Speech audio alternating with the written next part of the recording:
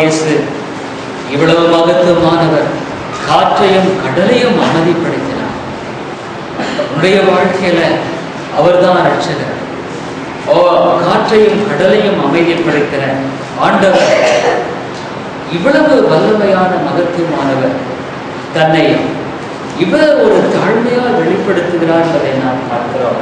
யோவான் எழுதின சுவிசேஷம் 13வது அதிகாரத்தில் அவரை குறித்து நாம் வாசிக்கிறோம்.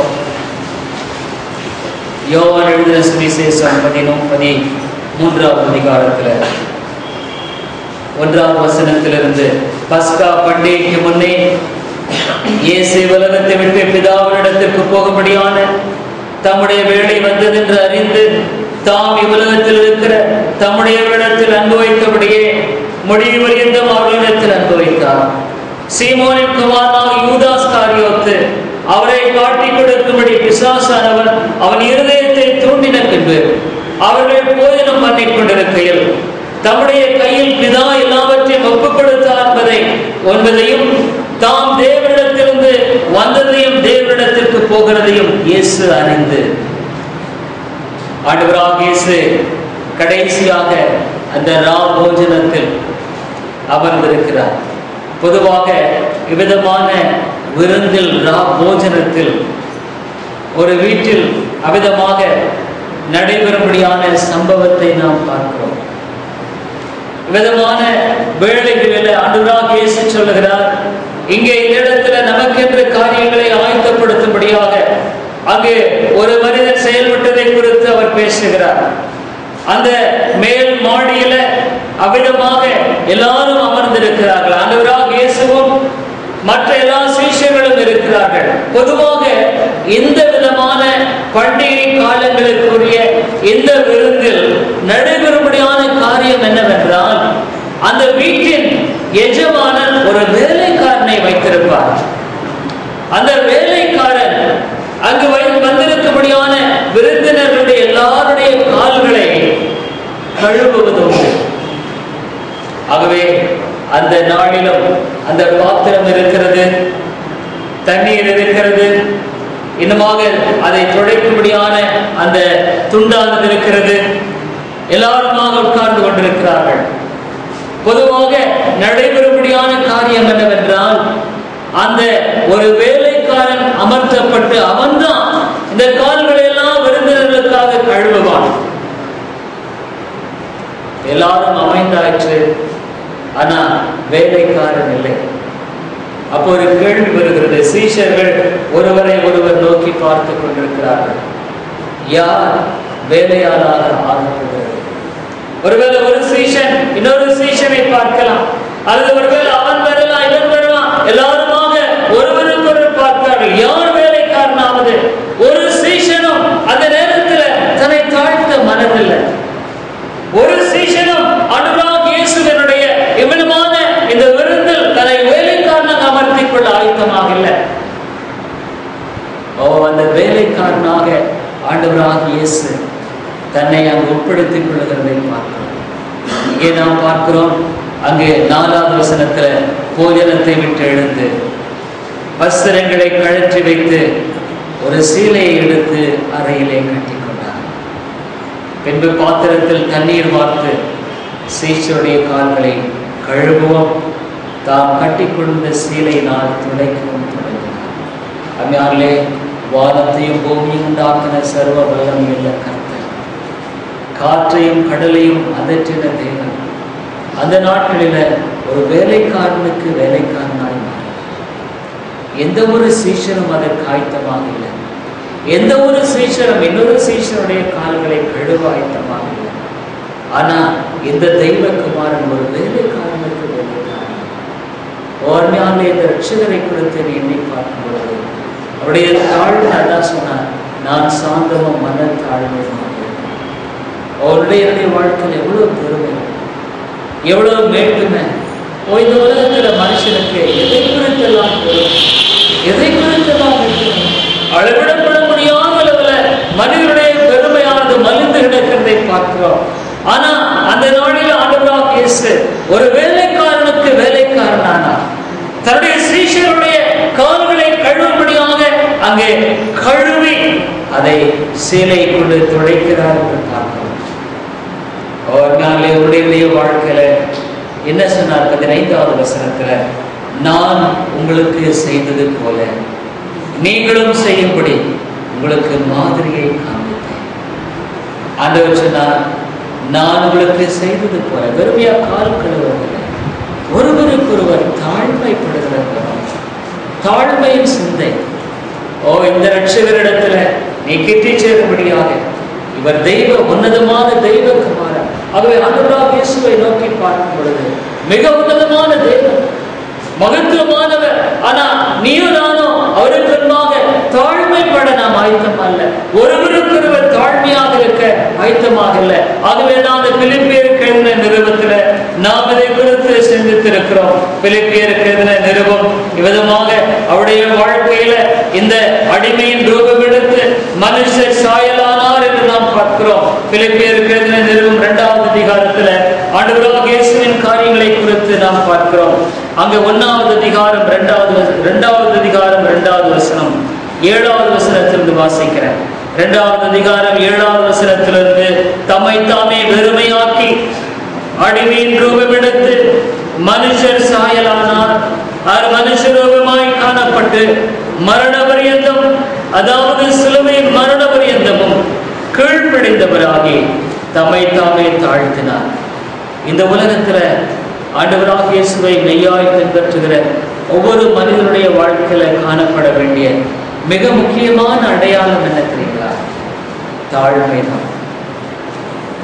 நான் சில சமயத்துல நினைப்பதுண்டு, சில சமயங்கள்ல பெரிய பெரிய ஆலயங்கள் உலகத்துல அவரை இந்த நாளில போற்றி துதிக்கும்படியான எத்தனை மக்கள், எத்தனை கோடி ஜனங்கள், எத்தனை ஆலயங்கள், எத்தனை தேசங்கள்.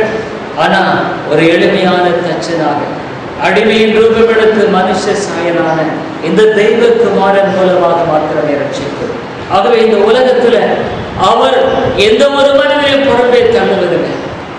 ஆகவேதான் தேவன் சொல்லுகிறார், ஒருக்கப்பட்டு வாரும் சுமக்களை நீங்கள் என்னிடத்தில் வாருங்கள். உன்னுடைய வாழ்க்கையில அவர் சொல்ல, என்னிடத்தில் வருகிறவர்களை நான் புறம்பே தள்ளுவதில்லை. உன்னுடைய வாழ்க்கையில எவ்வளவுதான் நிலையில் காணப்பட்டாலும் சரி, அவர் கிட்டி சேர மிக தாழ்மையில் அவராக இருக்கிறார். அவர் அடிமையின் ரூபம் எடுத்து மனுஷ சாயலானார். கால்களை கழுவும் ஆயத்தமான தெய்வக்குமாரன். ஆனா இன்னைக்கு எத்தனை ஆண்டவருடைய பிள்ளைகள் என்று சொல்லிக் கொண்டு இருதயங்களில் பெருமை கொண்டு அழித்து விடுங்க. பெருமை நம்ம வைத்து விடுங்க. பெருமையை உடைய வாழ்க்கையில உடைக்காம இந்த ரட்சகரை நீ பின்பற்ற முடியாது. உடைய வாழ்க்கையில தன்னைத்தான் தாழ்த்துதல் உயர்த்தப்படுவான். இந்த வேதத்தில் அதிகமாக எனக்கு பிடித்த ஒரு மனுஷன், பாவியாக இந்த கிருபையாக இருந்தான். கர்த்தாவே, நான் பாவியான மனுஷன், நான் தகுதி இல்லை, என்னுடைய வாழ்க்கையில நான் மாத்திரமானவன். நான் அநேக சமயத்தில் சொல்றேன், என்னுடைய கடந்த கால பாவங்களை நான் பார்க்கும் பொழுது, அல்லது எப்பவுமே நான் பார்க்கும் பொழுது, ஆண்டவரே நான் எந்த விதத்துல தகுதியானவன், நான் நீச பாவி ஆண்டவரே, உமக்கு எவ்வளவு காரியங்களில் எத்தனை நன்மைகளை பெற்றிருக்கிறேன், நீர் எவ்வளவாக என்னை வழிநடத்துகிறேன். ஆனா உமக்கு நான் முழுமையாக வாழ முடியாதபடிக்கு காணப்படுகிறேன். என்னுடைய வாழ்க்கை இன்னுமாக உமக்கு பிரியமாக இல்லை. என்னுடைய வாழ்க்கையில இன்னுமாக உமக்கு ஏற்ற ஒரு காரியமாய் காணப்படவில்லை. எவ்வளவாக உமக்கு பிரியமில்லாத காரியங்களை செய்து கொண்டு வாழ்ந்து கொண்டிருக்கிறேன். பிரியமில்லாதவர்களை பேசிக் கொண்டிருக்கிறேன். கிருபையாய் என்னை மன்னியும் ஆண்டவரே. இந்த ரட்சகரிடத்துல கிட்டி சேர்கிற எந்த ஒரு மனுஷனும் வரக்கூடிய ஒரே ஒரு பாதை தாழ்மை. வேற எந்த நாளும் நீ ஆண்டவரிடத்துல கிட்டி சேர முடியாது. இவ்வளவு உன்னதமான ரட்சகர், இவ்வளவு உன்னதமான ரட்சிப்பு மகத்துவமானது. ஆனா இதை பெற்றுக்கொள்ளும்படியான ஒரே ஒரு வழிமுறை தாழ்மை. ஏன்னா தன்னையே தாழ்த்தினார். நானே வழியும் சத்தியமும் ஜீவனமாக இருக்கிறேன், அவரை தவிர வேற வழி இல்லை, அவரை தவிர சத்தியம் இல்லை, அவரை தவிர நித்திய ஜீவனை பெறும்படியான மார்க்கம் இல்லை, மனிதன் இல்லை. இந்த உலகத்துல ஒரே ஒரு ரட்சகர் தான். ரட்சிக்கப்படும்படியாக இயேசுவின் நாமமே இல்லாமல் வேறொரு நாமம் கொடுக்கப்படவில்லை. இந்த தேவனை கிட்டி சேருகிற ஒரே ஒரு வழி அதுதான். ஒரு நாளே இந்த காலங்களில தேவனை மாத்திரம் சார்ந்து கொள்ள கற்றுக்கொள்ள. வாழ்க்கையில புயல் இருக்கலாம், வாழ்க்கையில கடல் அலைமோதுவதை போல காணப்படலாம், மடிந்து போவதை போல காணப்படலாம். ஆனா கிருபையின் நாட்களை புறக்கணிக்காது தேவனிடத்தில் கிட்டிச் சேர, அவரை மாத்திரம் கிட்டிச் சேர. ஒன்று அறிந்து கொள்ளுடைய வாழ்க்கையில உன்னுடைய வாழ்க்கையின் பிரச்சனைக்கு தேவனை தவிர வேறொரு வழி இல்லை. வேற எந்த ஒரு மனுஷனும் உனக்கு தீர்வு கொடுக்க முடியாது, எனக்கு தீர்வு கொடுக்க முடியாது. ஒருவேளை நீ ஞானமாய் செய்கிறதை போல காணப்படலாம், அது நன்றாக போய்கொண்டிருக்கிறதை போல கூட காணப்படலாம். ஆனால் அதனுடைய முடிவு செஞ்சலம் வருகிறது. பிரசங்கி அநேக சமயங்களில் அவர் சொல்லுகிறது மாயை மாயை. சாலமோன் ராஜா தன்னுடைய வாழ்க்கையில எல்லாவற்றையும் அனுபவித்தவன் கடைசியாக சொன்னார், காரியத்தின் கடைத்தொகையை கேட்போமாக. இந்த உலகத்துல அவனை போல வாழ்ந்தவன் அல்ல, அவனை போல செல்வம் செழித்தவன் அல்ல, அவனை போல ஞானத்தை பெற்றவன் அல்ல. காரியத்தின் கடைத்தொகை கேட்போமாக. கர்த்தருக்கு பயந்து வாழ், அவருக்கு தாழ்மைப்படு, அவருக்கு அவனை ஒப்புக்கொடு. உடைய வாழ்க்கையில அவர் இடைப்படுகிற மகத்துவமான சாட்சியாய் நீ விளங்குவாய். ஆனா ஒண்ணு தெரிந்துகள், ஆண்டவராக இயேசுடைய வாழ்க்கையில உண்மையான ரட்சிப்பையும் மீட்பையும் கொடுத்திருப்பாரா? அவருடைய அன்பு உன்னை நெருக்கியது. நீ ஆண்டவருடைய அன்பை அறிந்து கொள். அவருடைய கிருபையினா வேற ஒண்ணுமில்லை, அன்பு. பவுல் தான் சொல்றார், கிறிஸ்துவின் அன்பு என்னை நெருக்கியது. அவருடைய வாழ்க்கையில தேவன் உன்னுடைய எல்லா சூழ்நிலைகளும் உதவி செய்யவாங்க. மறந்து விடாது அவரை எந்த காலங்களில் கட்டி சேர்க்க தேவனிடத்துல வந்து அவருக்காக வாழ்கிற ஒரு வாழ்க்கையின் உண்மையான காரியத்தை அறிந்து ஜெபம் செய்யும். எங்கள் கிருபையை விருக்கமுள்ள அந்த தேவனாகிய கர்த்தாவே, நீர் ஆண்டவரே சர்வ வல்லமையுள்ள தேவன். வானமும் பூமியும் நீர் உண்டாக்கின கர்த்தர். கடலையும் காற்றலையும் இது அதற்றே அமைதல் உண்டாயிற்று என்று பார்க்கிறோம். ஆனால் இவ்வளவு பெரிய உன்னத கர்த்தர் வானத்தின் நட்சத்திரங்களையும் சூரியனையும் ஆண்டவரே இன்னுமாக சந்திரனையும் உண்டாக்கி அவைகளை ஆளுகை செய்கிற வல்லமையுள்ள கர்த்தர் இந்த உலகத்துல அடிமையும் போகும் இடத்தில் மனுஷர் சாயலாக அந்த ராபோஜன வேளையில் ஆண்டவரே ஒரு வேலைக்காரனாக நீர் உன்னை அமர்த்தி அழுக்கு படிந்த அந்த கால்களை ஒருவேளை ஆண்டவரை அங்கெங்குமாக அலைந்த திரைந்த கால்களை கழுவி நீர் ஆண்டவரே. மலைகளின் மேல் சுவிசேஷனுடைய பாதங்கள் மிக அழகாக இருக்கிறது என்று வேறு சொல்கிறார். ஆண்டவரே என்னுடைய கால்களை நீர் கழுவியவர். பேதுரு சொன்னார், ஆண்டவரே என்னுடைய கால்களை நீர் கழுவலாமா என்று சொல்கிறதை பார்க்கிறோம். ஆமாண்டவரே, எங்களுடைய பாவ கரைகள் ஆண்டவரே நாங்கள் எங்களுடைய வாழ்க்கையில நடக்கக்கூடாத இடங்களில் நடந்தவைகளும் போகக்கூடாத இடங்களுக்கு போனவைகளிலும் செயல்படக்கூடாத காரியங்கள் செயல்பட்டவர்களிலும் ஓ தேவனே எங்களுடைய பாவங்களை நீர் மன்னித்தவர். சிலுவையை சுமந்து நம்முடைய விலையேறப்பட்ட ரத்தத்தினாலே நீர் கழுவினீரே. ஒரு பாவியன் ஆண்டவரே பாவத்தை ஓ தேவனை நீக்கும்படியாக நீர் பாவமானே சாபமானே. இவ்வளவு பெரிதான அன்பை நாங்கள் எங்களுடைய வாழ்க்கையில அங்கீகரித்துக் கொண்டு அதற்கு ஏற்றவாய் வாழுகிற வாழ்க்கையை என் மாதிரியை வைத்துக் போனேன். ஆனாலும் எத்தனை சமயங்களில் பெருமை மனிதனை அழித்து விடுகிறது.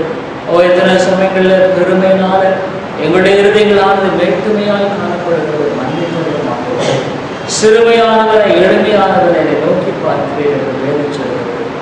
ஓ தேவனே, இந்த காலங்களில் இயேசுவை அறிந்து கொண்டு உண்மையான விதத்தில் அறிந்து கொண்டு அவருக்காக அர்ப்பணித்து வாழ்கிற வாழ்க்கையை, அவருக்காக ஒப்புக் கொடுத்து வாழ்கிற வாழ்க்கையை எத்தனை சமயங்களில் ஆண்டவரே எங்களுடைய வாழ்க்கையின் பிரச்சனைகளை பார்க்கிறோம். அநேக சமயங்களில் அவரை குறித்து நாங்கள் அங்கலாய்க்கிறோம், பேசுகிறோம், அவர்களினால குழப்பம் அடைகிறோம், அவளை குறித்து நாங்கள் கலங்கி நிற்கிறோம். ஆனாலும் ஆண்டவராக இயேசுவினிடத்துல நாங்கள் வர வேண்டிய விதங்களில வராததுனால அவைகளின் தீர்வை காணக்கூடாதவர்களாக இருக்கிறோம். ஆண்டவரே கிருபையாய் மன்னித்திருடும். இந்த காலையினுடைய வார்த்தை கேட்ட அருமையான மக்கள் ஒருடைய வாழ்க்கையும் ஆண்டவரே நீர் பேசும், நீர் இணைப்படும் உதாவியாருடைய துணைகளுக்கு தந்து வழிபடுத்தும். இயேசுவின் நாமத்தில் சொல்லிக்கிறோம். நல்லது.